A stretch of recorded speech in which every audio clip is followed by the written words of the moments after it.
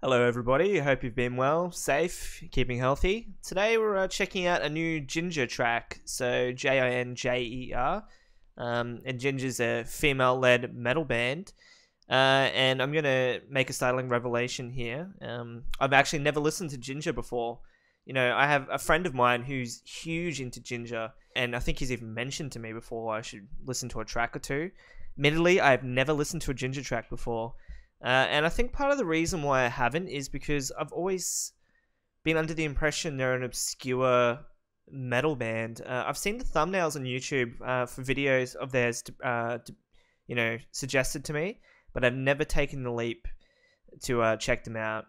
So I really couldn't tell you what kind of metal band they are. I just know that they're a metal band with a female vocalist. I've seen, the thumbnail. She's got like black hair, but that's really the extent of what I know. I didn't even know they were signed to Napalm Records, and Napalm Records are killing it in terms of metal bands, like female-led metal bands. Vexed is another band that I recently discovered, who are on Napalm Records as well, and are absolutely awesome. So I really couldn't tell you what I'm expecting with Jinjer here. So this is actually my first listen, my first ever Jinjer song. So I'm excited. Maybe I'll like them, and I've been missing out and just end up looking like an idiot. So let's just get into it. Oh, that's nice. I like that. Oh. Is this live? Are they playing live?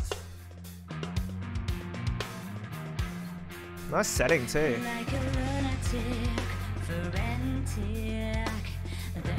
Oh, those vocals are nice too. Wow.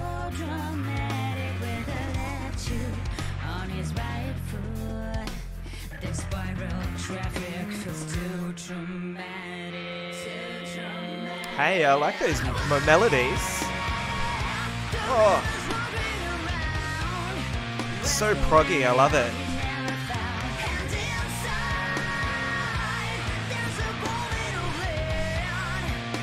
Haven't ever listened to Jinjer before. Wow, I'm embarrassed.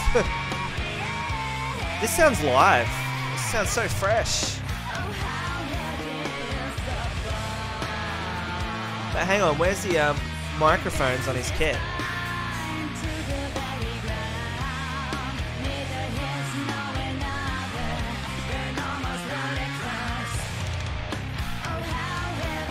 Oh, I love this. Wow.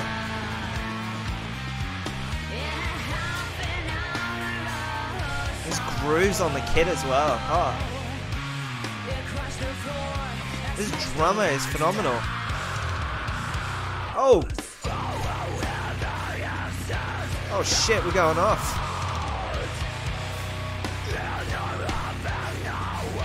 Oh, this sounds so good. Wow, that's incredible.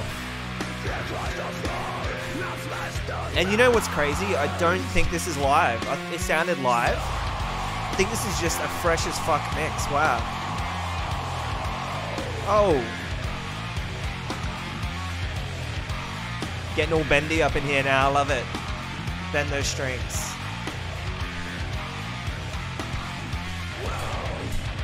Ah, getting all Gojira up with those bell hits now.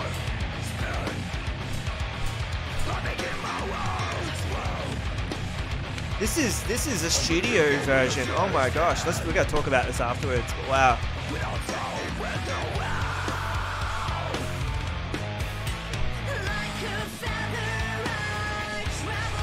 This place is melting though, isn't it?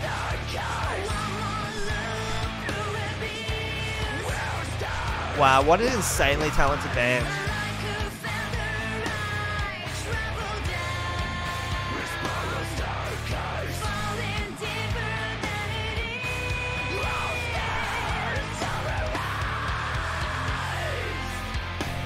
Oh, okay, what's going on here? Like a storm or something.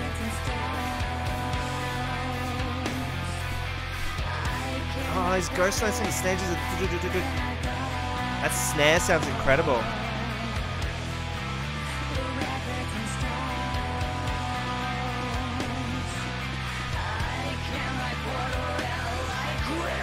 No! Oh. This is so brutal, I love it. Oh! Oh! Shit. Oh, fucking those bends are coming out too. I love this. Wow. Oh. I'm embarrassed. I've been missing out on Jinjer. Wow.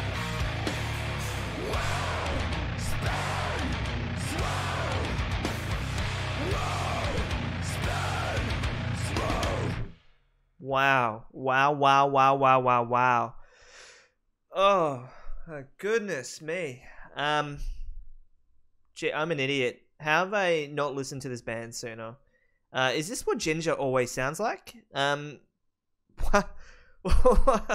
my gosh. Where do we even begin to unpack this? Incredible. When that first started, it sounded live. Like the guitar and the drums, it just sounded so fresh. I'm like, wow, this is a live performance. Awesome. Like that little, little intro riff there. And then as the song progressed and the film clip started getting weirder, I made the realization this is actually a film clip. They weren't playing, and the track actually just sounds like this. Now let's just take a moment to appreciate the fact that in 2021, a progressive metal track has basically no overproduction on it. I mean, I don't know if they've done stuff in there, in the studio to kind of, make it sound different than it was recorded. But I'm listening to this and I would actually not be surprised if this was live tracked. Live tracking is, an old school thing now that a lot of bands do not do. Basically where you get in the studio and you all play together like you're performing, but you're obviously, you have headphones on and you're independently kind of in your own little soundproof section, so there's no bleed, especially with the drums. But that just sounded so incredibly fresh and different. I could not honestly tell you any other band around right now, or even in the last couple of years, that has production that sounds like this. And you can hear it in the guitar. Like you could hear it in the guitar at first. The guitar sounded real. It's almost like he was playing through a real amp. Or if not, a really good modeler. But, I mean, it sounded like a real guitar amp to me. A real solid guitar, real good pickups. But those drums, those drums sounded incredible. It sounded like I was in the room with their drummer while he was playing. Like, the cymbals just sounded incredible. There was, like, natural, you could hear, like, the splashing.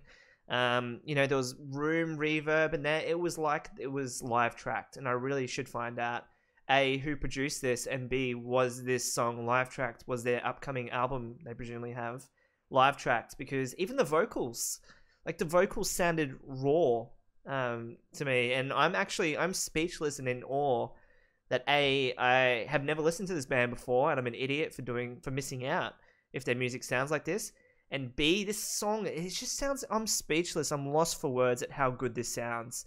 The production, just the mix, the bass, you could hear everything. It was just so clean, and I am a huge fan of when bands just don't do any real production in their sound.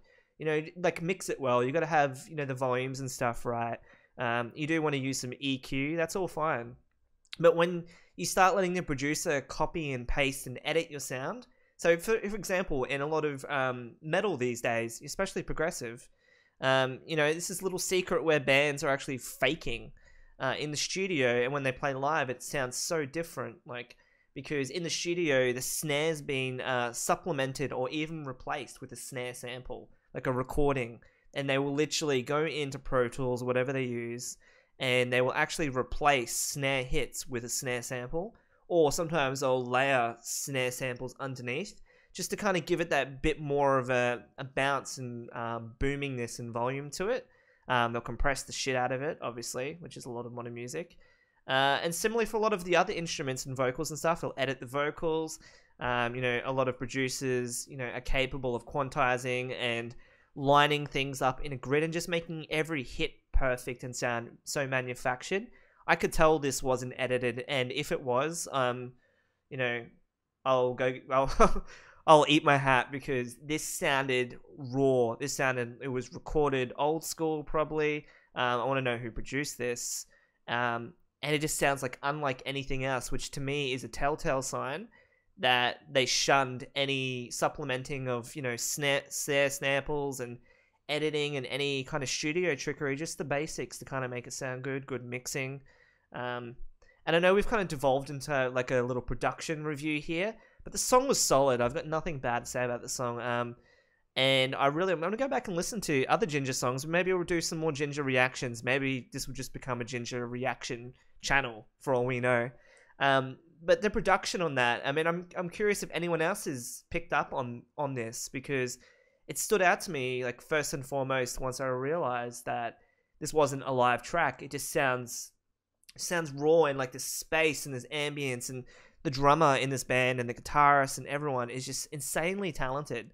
And I feel like if you have good musicians in a band, good musicianship, you don't need studio trickery. Like a good drum player, a good bassist, a good vocalist, a good guitar player, they don't need really any of that stuff to sound good. You know, you might take a few takes to get it right, sort of thing. But it's easy to forget that music never used to have a lot of the modern embellishments.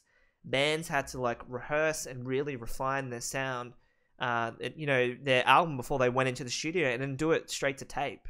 They never got a chance to really kind of, go and edit out like a certain little, 5-second segment of a track, or, pitch up a snare or do individual instrumentation stuff like you can now. So I'm in awe over that. I'm really impressed. I'm going to listen to that song a few more times because I just loved it. It's stuck in my head now, and that awesome guitar riff. Yeah, I'm speechless. I'm curious if anyone watching is a Jinjer fan, or you've been a Jinjer fan for a while. I know this band's been around for a long time, and just to hear them sound fresher than ever, and presumably I feel like they've been around at least 10 years or something. I remember back when I was listening, to heavy music back in the early 2000s, so they weren't around, but I feel like this band's been around since at least 2011, 2010-ish, and predates a lot of, the modern sort of female-led metal bands that you have now. In many ways, I'd say Jinjer probably did pave the way for a lot of bands. So this is awesome. I'm really going to go listen to some other stuff now. But leave a comment. Let me know what you thought of the track. And if you made it to the end of this rambly sort of fanboy devolving video, I really appreciate your time. Until next time.